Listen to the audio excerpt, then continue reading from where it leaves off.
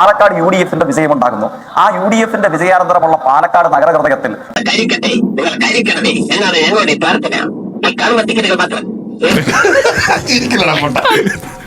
UDF-ന്റെ ഔദ്യോഗിക ഘടകകക്ഷി എന്ന സംശയത്തെ, ചോദ്യത്തെ പ്രബലപ്പെടുത്തുമാറ് SDPIയുടെ ചെറുപ്പക്കാർ വന്നിട്ടാണ് അക്രോശ സമാനമായ മുദ്രാവാക്യം മുഴക്കിയിട്ടാണ് ഗവൺമെന്റ് വിക്ടോറിയ കോളേജിന് മുമ്പിലൂടെ പ്രകടനമായി പോകുന്നത്. മതത്തെ ഉപയോഗിച്ച് തീവ്രവാദ പ്രവർത്തനം നടത്തി രാഷ്ട്രീയത്തിൽ ഇടപെടുന്ന ഈ മതതീവ്രവാദ സംഘത്തിൽപ്പെട്ട SDPI മുതൽ RSS വരെയുള്ളവന്റെ ഒറ്റയൊരുത്തന്റെയും പിന്തുണയും വോട്ടും വേണ്ട എന്ന് പറഞ്ഞുകൊണ്ടാവണ്ടേ മതനിരപേക്ഷ രാഷ്ട്രീയത്തിൽ നമ്മൾ ഇടപെടാനും പ്രവർത്തനം നടത്താനും.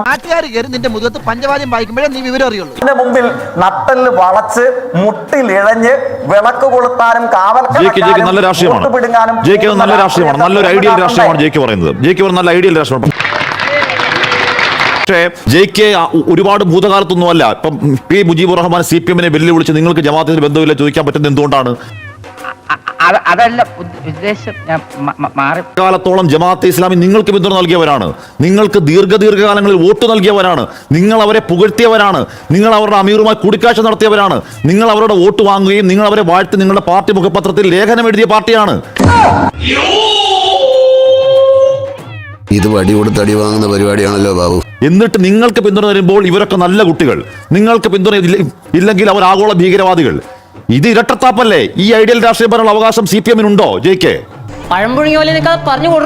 ഇതിനെ സംബന്ധിച്ചുള്ള യാഥാർത്ഥ്യമായ അനുഭവം. ഈ ജമാഅത്തെ ഇസ്ലാമി സംഘം ഇടതുപക്ഷത്തോട് അടിയന്തരാവസ്ഥാനന്തര കാലയളവിൽ ഇന്ത്യയിൽ ഉയർന്നു വന്നിട്ടുള്ള പശ്ചാത്തലത്തിന്റെ ഭാഗമായിട്ട് ഇടതുപക്ഷത്തിന് പിന്തുണ പ്രഖ്യാപിച്ചിട്ടുണ്ടായിരിക്കാം, ഇല്ലായിരിക്കാം. ദൈവമേ, ഇത് വലിയ പുലിവാലായില്ലോ. ഇന്നും ഭീകരവാദിയെന്നും പഴയ ഖലീഫമാരുടെ ആ കാലം കൊണ്ടുവരാൻ ശ്രമിക്കുന്ന ദുഷ്ടശക്തികളെന്നും മുഖ്യമന്ത്രി പിണറായി വിജയൻ ആരോപിക്കുന്ന ഇതേ ജമാഅത്തെ ഇസ്ലാം അമീറുമായി ഇതേ പിണറായി കൂടിക്കാഴ്ച നടത്തിയിട്ടുണ്ട്. ഇതേ ജമാഅത്തെ ഇസ്ലാമിയുടെ വോട്ട് കിട്ടിയതിന് നന്ദി പറഞ്ഞിട്ടുണ്ട് ഇതേ പിണറായി. പണിയെടുത്ത് തിന്നണമെന്നൊക്കെ ആഗ്രഹമുണ്ട് സാറേ, പക്ഷെ പറഞ്ഞു പറ്റിച്ച് തിന്നാലേ വായിന്നിറങ്ങുള്ളൂ. ഇവിടെ എല്ലായ്പ്പോഴും ചർച്ച ചെയ്യപ്പെടുന്ന ഒന്നാണ് ദേശാഭിമാനി ദിനപത്രത്തിൽ എഡിറ്റോറിയൽ പ്രസിദ്ധീകരിച്ചില്ല എന്നുള്ളതാണ്. അതുകൊണ്ട് ഇപ്പൊ എന്താ? ആ എഡിറ്റോറിയൽ തന്നെ കണ്ണു തുറന്ന് അങ്ങ് വായിച്ചു നോക്കണം.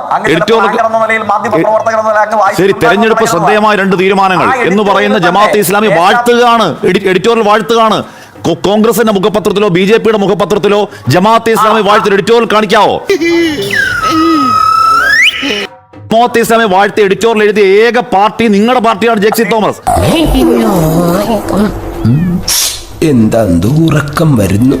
ഡൂൾ ന്യൂസിൽ ഇപ്പോൾ കിടപ്പുണ്ട്. ജമാഅത്ത് പിന്തുണ നേട്ടമുണ്ടാക്കാൻ സഹായിച്ചു ശ്രീരാമകൃഷ്ണൻ. ഇവിടെ കൊടിയേരി ബാലകൃഷ്ണൻ ഇപ്പോഴത്തെ അമീറുമായും T ആരിഫിലുമായി നിൽക്കുന്ന ചിത്രങ്ങൾ പുറത്തുണ്ട്. അബ്ദുൽ അസീസുമായി പിണറായി വിജയൻ നടന്ന ചിത്രങ്ങൾ പുറത്തുണ്ട്. പിണറായി വിജയൻ അടക്കം, MV ഗോവിന്ദൻ അടക്കം, MB രാജേഷ് അടക്കം, ജെക്സി തോമസ് അടക്കം തീവ്രവാദ ശക്തികൾ എന്ന് വിളിച്ചുകൊണ്ടിരിക്കുന്ന ജമാഅത്തെ ഇസ്ലാമിയെ ആര്യാടൻ മുഹമ്മദ് സഭയിൽ അങ്ങനെ പറഞ്ഞപ്പോൾ അതിനെ ശക്തിയുക്തം ചെറുത്ത ആളുടെ വാക്യം വായിക്കുകയാണ് കോടിയേരിയുടെ. നിങ്ങൾക്ക് എങ്ങനെയാണ് ധാർമ്മികമായി ജമാഅത്തെ ഇസ്ലാമി തീവ്രവാദ ശക്തികളാണെന്ന് പറയാൻ കഴിയുക ജെ.കെ? എണീറ്റ് വരണ്ടേയിരുന്നു. എന്റെ ചോദ്യവും നമ്മുടെ ചർച്ചയുടെ ആകത്തുകയും ഇപ്പൊ ഇടതുപക്ഷത്തിന് പൂർവ്വകാലത്തിൽ ഉണ്ട് എന്ന് ആരോപിക്കപ്പെടുന്ന ജമാഅത്തെ ഇസ്ലാമിയുടെ പിന്തുണ ഇരിക്കട്ടെ, ആരോപിക്കലല്ല, നക്ഷത്ര വെളിച്ചത്തിൽ നിങ്ങൾക്കുണ്ട്.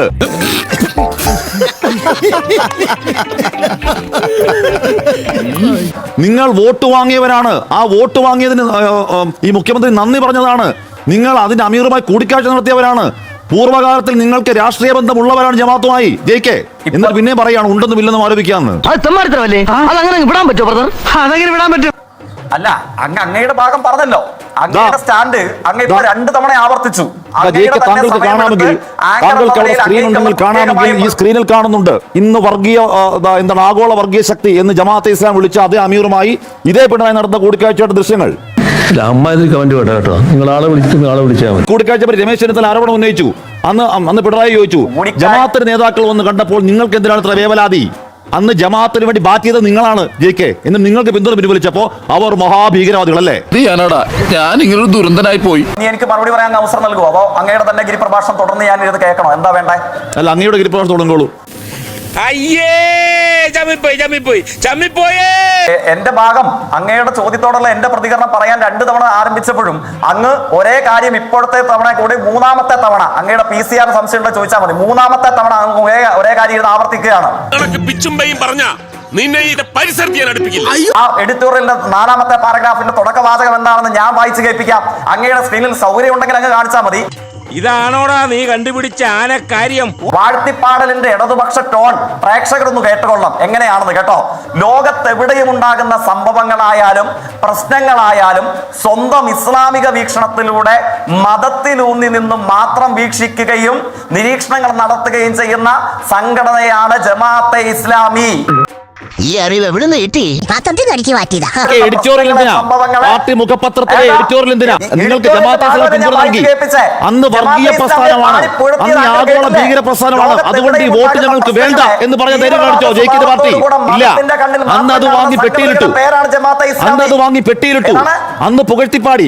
ഞങ്ങളുടെ കുടുംബത്തിന്റെ മഹിമ എല്ലാ പൈപ്പറും നല്ല പൊളിയാ. ഒറ്റ മിനിറ്റ്, അങ്ങേക്ക് പരിചയമുള്ള ശബ്ദം കേൾപ്പിക്കാം. അങ്ങേക്ക് പരിചയമുള്ള ശബ്ദം ഞാൻ കേൾപ്പിക്കാം. ഒറ്റ മിനിറ്റ്, അങ്ങേക്ക് പരിചയമുള്ള ശബ്ദം ഞാൻ കേൾപ്പിക്കാം. മുഖ്യമന്ത്രി പിണറായി വിജയൻ കേൾപ്പിക്കോ?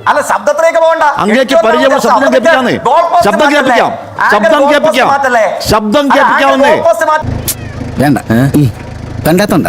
ജമാഅത്തെ ഇസ്ലാമിയെ പോലുള്ള ചില സംഘടനകൾ, PDP പോലുള്ള ചിലർ ഞങ്ങളെ സഹായിക്കുന്ന നിലയാണ് ഈ തെരഞ്ഞെടുപ്പിൽ എടുത്തത്. അത്തരം ആളുകളെ വല്ലാതെ പ്രലോഭനങ്ങളിൽ കൊടുക്കാനുള്ള ശ്രമം UDF നടത്തിയിരുന്നു. പക്ഷേ ഒരു ശ്രമത്തിലും വീണില്ല എന്നതാണ് കാണാൻ നമുക്ക് കഴിയും.